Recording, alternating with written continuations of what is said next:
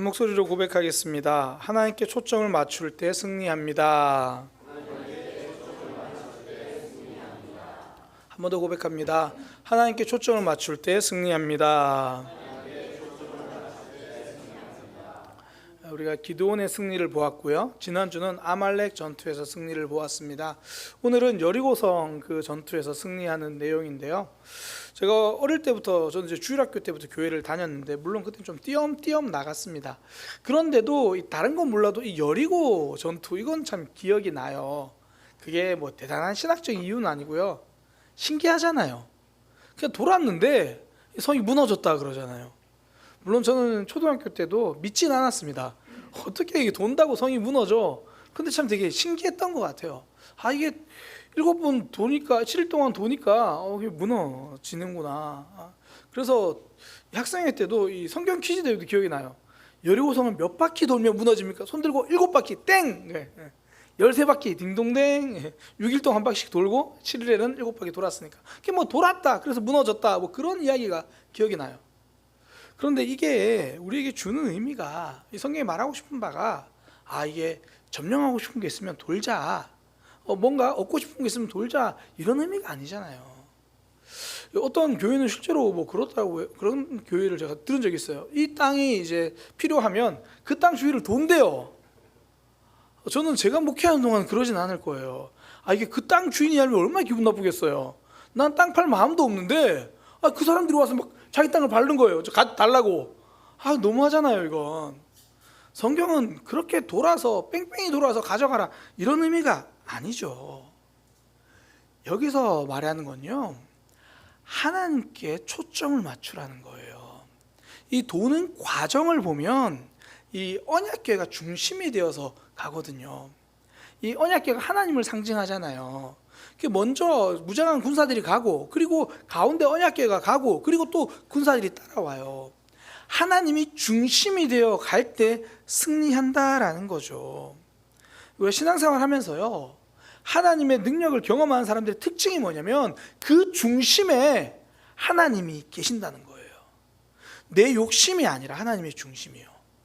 반면에 하나님의 능력을 경험하지 못하는 이들, 하나님 중심보다 내 욕심이 앞서는 사람들입니다.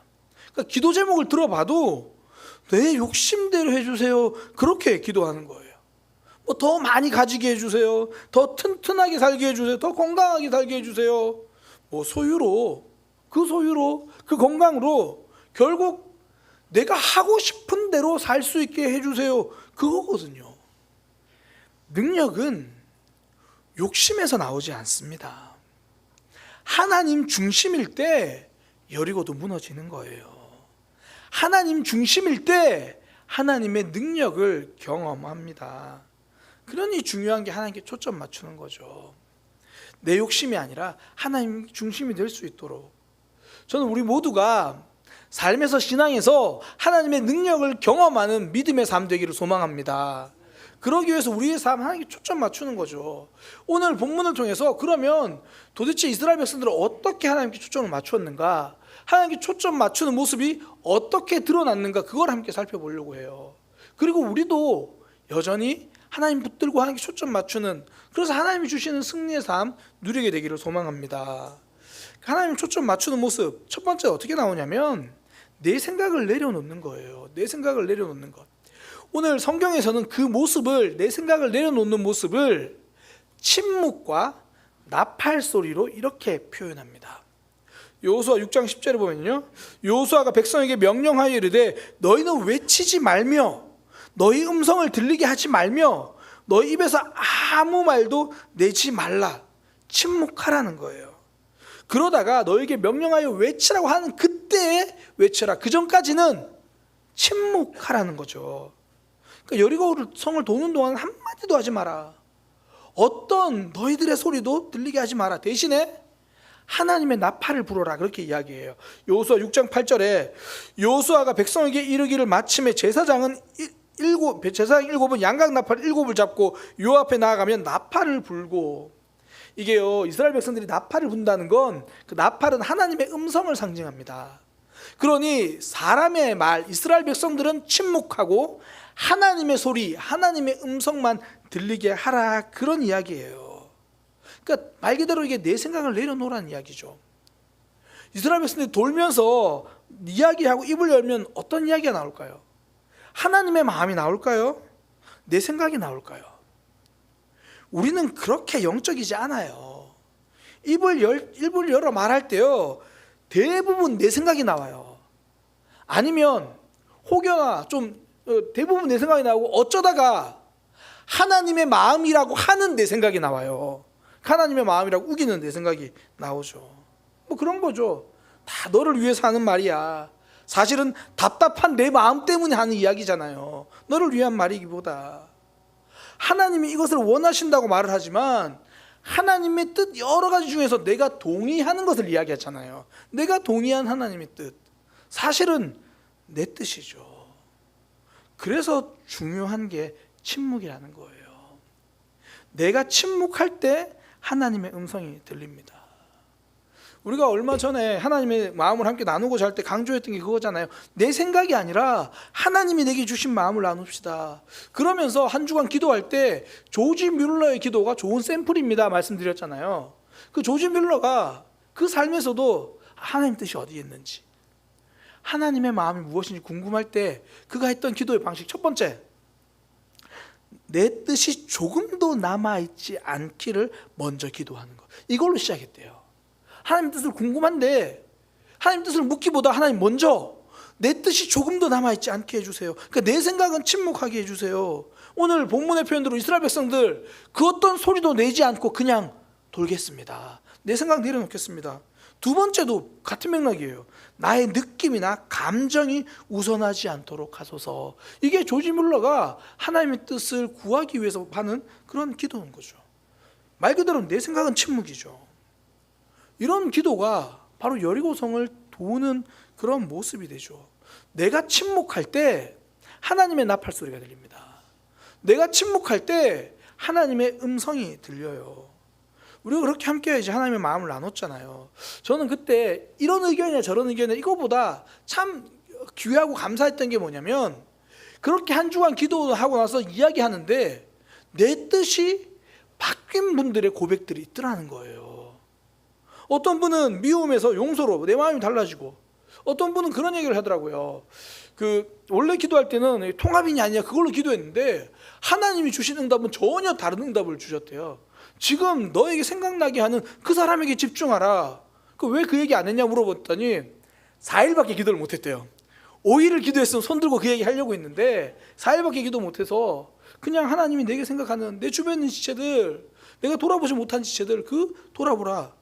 A냐 B냐라고 기도했는데 하나님은 C를 말씀하시는 거예요. 기도하고 나서 내 생각이 달라지는 거죠.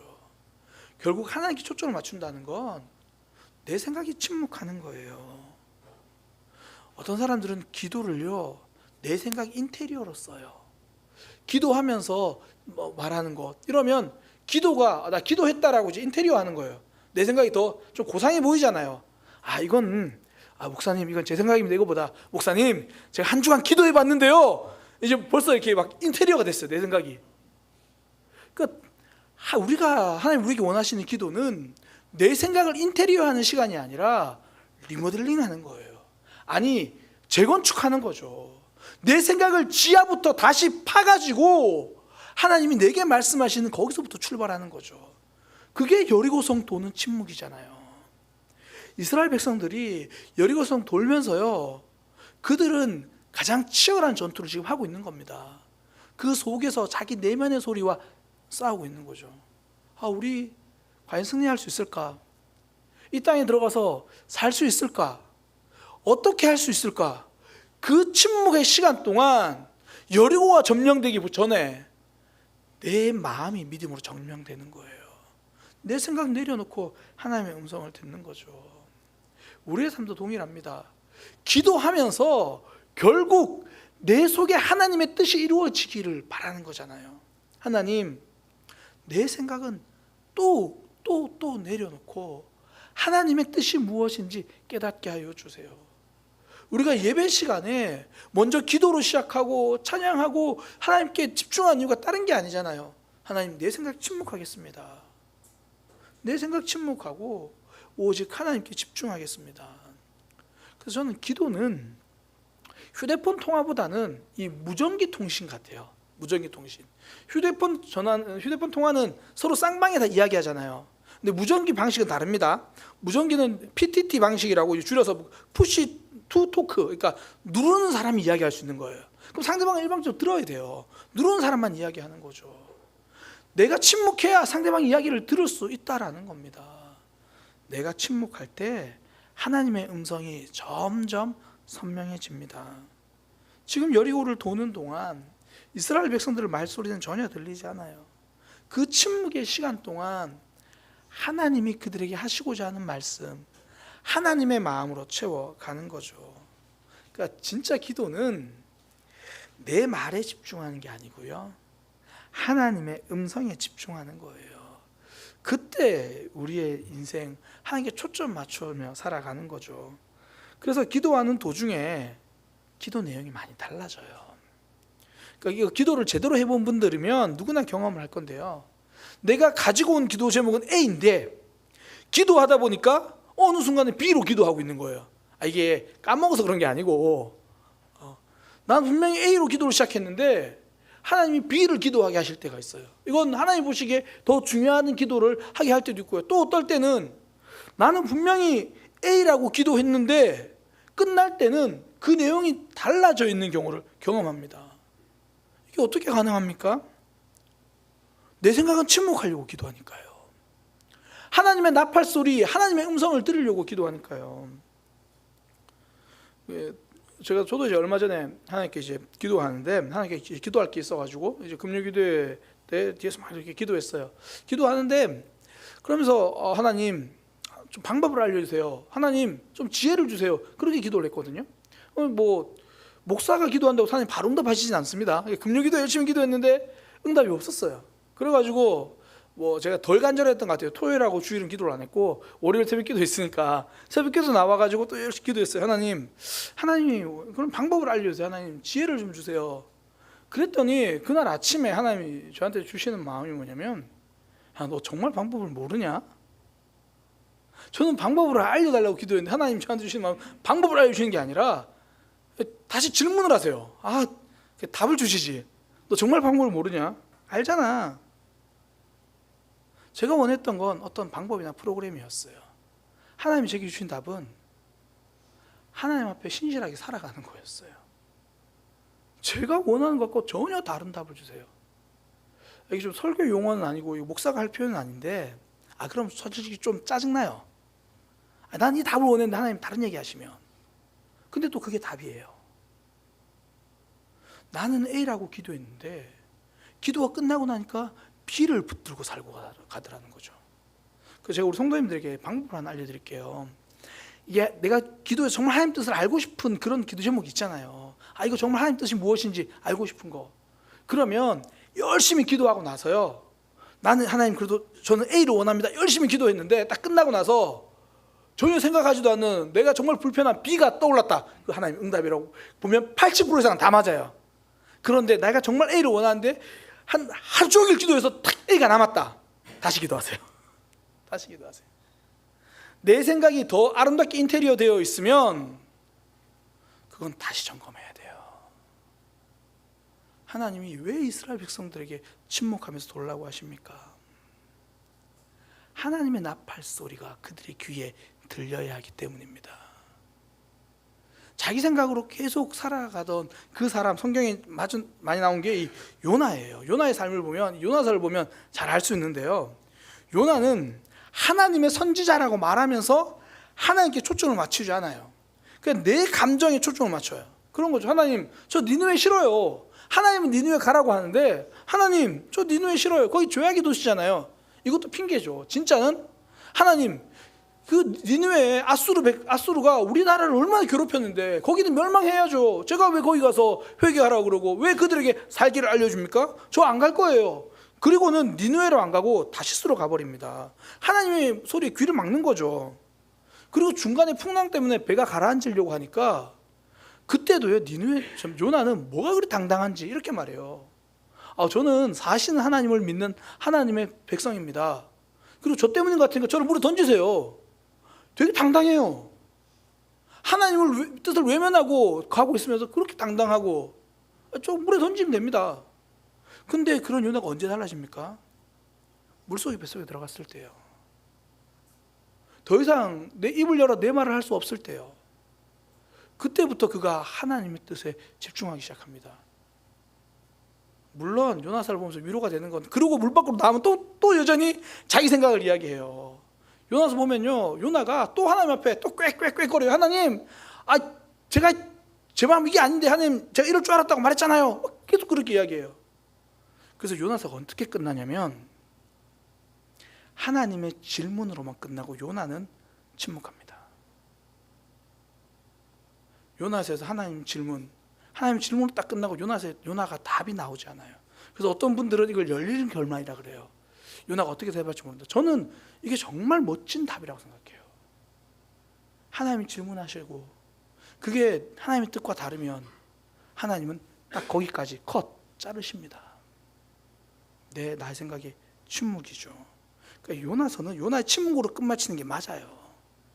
다른 그 어떤 요나의 개인적인 생각이 결론이 될 수 없다라는 겁니다. 내가 침묵할 때 하나님의 뜻이 이루어집니다. 내가 침묵할 때 우리의 삶의 믿음의 승리가 이루어지는 거예요. 그렇게 침묵하던 이스라엘 백성들이 하나님이 때가 되니까 함성을 지르잖아요. 그리고 여리고가 무너져요. 여호수아 6장 16절에 7번째 제사장들이 나팔을 불 때 여호수아가 백성에게 이르되 외치라, 여호와께서 너희에게 이 성을 주셨느니라. 그러니 백성들이 외칩니다. 여호수아 6장 20절에 이에 백성은 외치고 제사장들은 나팔을 불매 이제 백성들의 소리와 하나님의 나팔 소리가 하나가 됩니다. 백성들의 소리와 하나님의 소리가 하나가 되니까 성벽이 무너져 내립니다. 내 생각이 침묵하고 하나님과 한 마음이 되어 하나님과 한 목소리를 댈 때 그때 역사는 일어납니다. 저는 우리 모두가 믿음 생활하면서 또 이 땅에 살아가면서 하나님의 능력을 경험하고 승리를 경험하는 믿음의 삶 되기를 소망합니다.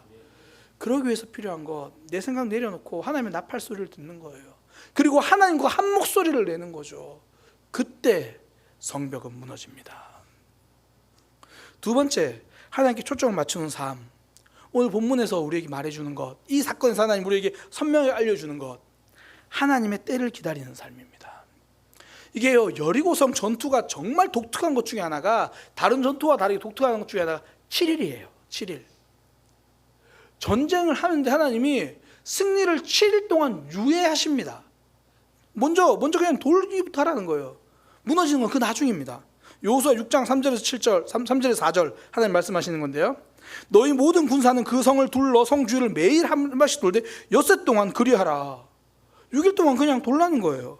그리고 7째 날에는 성을 7번 돌아라. 그러니까 7일 동안 하나님이 돌아야 된대요. 아직 7일 남았다는 거예요. 그것도 7일 되면 7일 아침에 이제 주일에 새 아침입니다가 아니고 그때 또 7번을 돌래요. 하나님이 돌라고 하니까 이스라엘 백성들이 돌아요. 이제 그 돌았다는 내용이 6장 14절에서 13절입니다. 제사장 7은 양각나팔 7을 잡고 여호와의 궤 앞에서 계속 행진하고, 그리고 와서 14절에 보면 둘째 날도 그렇게 하고, 그렇게 6일 동안 그렇게 했다는 거예요. 지금 여리고성까지 왔으면 이제 전쟁에서 승리해야죠.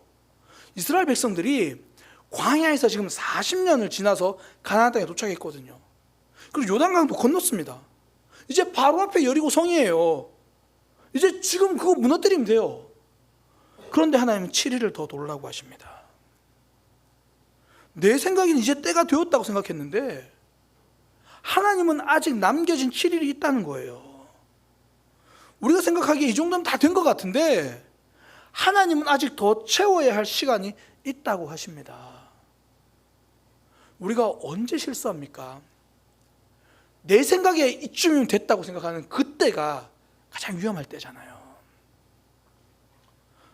나는 이때면 될 것 같은데 하나님은 저 필요하다고 하시죠.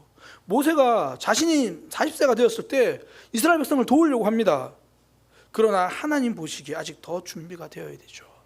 아직 더 채워야 할 때가 있다라는 겁니다. 좋은 뜻이에요. 좋은 마음이에요. 정말 어쩌면 하나님을 위한 마음일 수도 있죠. 그러나 하나님의 때가 아니면 하나님은 더 기다리고 채워야 될 때가 있다라는 거예요. 심지어 우리 예수님이 이 땅에 오셨을 때 예수님이 하신 말씀 중에 하나가 아직 내 때가 되지 않았다. 우리 생각에 예수님이 이 땅에 짠 나타나셨으면 한 번의 문제가 바바박 해결되고 그걸 기대하잖아요. 근데 그 예수님이 우리 앞에 딱 나타나셨어요. 우리가 기도하니까 하나님이 쫙 나타났어요. 예수님이 정말 나타나셔가지고 그래 네가 원하는 게 뭐냐? 이겁니다. 그래 알았다. 아직 때가 되지 않았다. 지금 이런 상황이에요. 구약을 따지면 뭐 수천 년이잖아요. 수천 년 기다려서 우리 예수님 오셨는데 아직 그 때가 되지 않았다고 말씀하십니다. 주일에 큰 은혜 받고요, 한 번에 내 삶이 달라지길 우린 기대해요. 어떨 때 뜨겁게 기도하고 나면 확신이 생기잖아요. 정말 이 문제 하나님이 이건 해결하실 거다 확신이 들어요. 그리고 월요일 딱 됐는데 아무런 변화가 없어요. 그럼 우리는 의심해요. 내 확신이 틀린 건가? 아니요, 그 확신은 맞아요. 단지 아직 7일이 남은 거예요. 아직 그 기다림의 시간이 남아있는 거죠. 끝까지 하나님 앞에서 여리고를 도는 기다림이 필요한 거예요. 기다림이 역사를 만듭니다. 우리가 아는 당군신화 우리 너무 잘 알잖아요. 곰도 호랑이도 모두 사람이 되고 싶어서 찾아왔어요. 그래서 그들이 알게 된 방법이 원푸드 다이어트죠. 이 두 가지 먹어라. 이 마늘과 쑥을 먹어라. 이 원푸드 다이어트의 원조가 이 호랑이와 곰입니다. 먹어요. 혹시 지금 내 몸매가 사람의 몸매하고 좀 다르다 싶은 분들은 이거 굉장히 좋은 방법일 수 있어요. 100일 동안 이제 그래서 마늘하고 쑥을 먹어요. 근데 어떻게 됩니까? 호랑이는 중간에 나가요. 곰이든 호랑이든 다 채워야 사람이 됩니다. 다 채워야 사건이 됩니다. 우리가 언제 넘어집니까? 목적지 바로 앞에서요. 이제 끝났구나 하는 순간에 넘어져요. 기도응답도 이제는 이루어지겠지, 그 마지막 순간에 오히려 더 견뎌야 할 시간들이 있다는 거죠. 마지막까지 기다림을 채워야 새로운 사건이 됩니다. 갈라디아서 6장 9절에 우리가 선을 행하되 낙심하지 말지니 포기하지 아니하면 때가 이름에 거두리로다. 선을 행하는데 낙심하지 말래요. 다른 말로 선을 행할 때 낙심할 일이 계속 생긴다는 거죠. 선을 행하는데 포기하지 말래요. 선을 행하다가도 안 해. 중간에 포기하고 싶을 일이 계속 생긴다는 거예요. 그런데 성경이 언제 거둔다고 이야기를 합니까? 열쇠가 때라는 거예요. 때가 이름에 거두리라. 우리의 삶에 하나님이 주신 열매를 맺기 필요한 건 시간입니다. 그 기다림이 새로운 역사를 만드는 거예요. 우리 흔히 왜 물이 끓는 그런 걸 임계점이라 그러잖아요. 임계점이 넘어야 물이 끓고, 그럼 우리는 임계점을 위해서 어떨 때는 더 뜨거운 열심, 더 열정, 더 노력, 그러면 임계점을 넘을 거야. 근데 성경의 많은 경우 하나님은 그 임계점을 기다림으로 넘게 하십니다. 시간이에요. 아브라함에게 약속하십니다. 내가 너에게 많은 자손을 주겠다. 그리고 그 임계점이 넘는데 25년이 걸려요. 사무엘이 어느 날 다윗에게 와서 그 머리에 기름을 붓습니다. 이제 너를 이스라엘 왕으로 삼겠다. 그리고 다윗은 10년 넘게 도망자로 삽니다. 그 기다림의 시간이 지나야 하나님의 역사가 이루어지죠. 하나님 약속하시면 바로 주실 것 같은데 그래도 그 기다림의 시간이 있고요. 그 기다리는 동안 하나님을 알아가는 거예요. 그 기다리는 동안 나에게 하나님을 채워가는 겁니다. 성도에게 기다림의 시간이란 그냥 흘려보내는 시간이 아니에요. 그냥 막연히 이거 언제 되려나 라고 오늘을 답답해하는 시간이 아니라 그 시간 동안 하나님 붙들고 하나님으로 채워가는 시간이죠. 준비의 시간입니다. 하나님으로 채워갈 때, 하나님으로 채워질 때 놀라운 사건이 됩니다. 이거 음식을 해보시는 분들은 잘 알죠. 특히 우리나라 음식은 그렇잖아요. 장도 묵어야 맛이라면서요. 밥도 뜸이 들어야 맛있다면서요. 그 콩나물국은 저는 이제 최근에 들었는데 콩나물국을 끓일 때 중간에 이거 뚜껑을 열면 큰일 난다 그러더라고요. 지금 여집사님들은 고개를 끄덕이지 않는데 홍창건 집사님은 고개를 끄덕이고 있어요. 그러니까 집에서 콩나물국을 많이 끓이시나 봐요. 뚜껑을 중간에 열면 비린내가 난대요. 제가 그 얘기를 했더니 또 어떤 분이 저한테 목사님 방법이 있습니다. 처음부터 뚜껑을 열고 끓이면 돼요. 뭐 그렇게 이야기도 하던데 그 중간에 뚜껑을 열지 않아야 맛있는 요리가 돼요. 끝까지 기다려야 멋진 인생이 됩니다. 시험은 대부분 조급함으로 찾아와요. 마귀가 주로 쓰는 전략이 조급함이에요. 그러니까 그 조급함 때문에 절차 생략하고 그 조급함 때문에 원칙 무시하기 시작합니다. 그러니까 마귀는 주로 조급함이라는 걸 계속 그걸 사용하는 거죠. 근데 우리 하나님은 대부분 하나님의 전략은 기다림이에요. 성경에 우리 하나님을 사랑이라 그러잖아요. 하나님은 사랑이시라. 근데 그 사랑이 어떤 속성이 잘 나타나는지가 고린도전서 13장에 나오는데요. 사랑의 처음 시작이 오래 참음이고 그 마지막이 견딤이에요. 고린도전서 13장 4절에서 7절에 보면 사랑은 오래 참고, 그러면서 사랑은 온유하고 시기하지 아니하며 뭐 자랑하지 않고 교만하지 않고 쭉 나오고요. 6절에 보면 불의를 기뻐하지 아니하고 진리와 함께 기뻐하고 7장 제일 끝에 모든 것을 견디느니라. 오래 참음으로 시작해서 견딤으로 끝나는 게 사랑입니다. 이게 우리 하나님의 일하시는 방법이에요. 그 덕분에 우리가 오늘 이 자리에서 하나님을 예배할 수 있고, 하나님은 우리도 그렇게 더 기다림의 시간을 채워가기를 원하시는 거죠. 여리고성 전투는 참 독특하게 하나님은 7일 동안 승리를 유예시킵니다. 그 7일의 과정이 아직도 더 남았다는 거예요. 우리 인생 바로 여리고성 앞에까지 도착했는데 하나님 좀 더 기다리라고 하시잖아요. 그때 멈춰버리면 여리고 성벽입니다. 끝까지 채우면 여리고 점령이에요.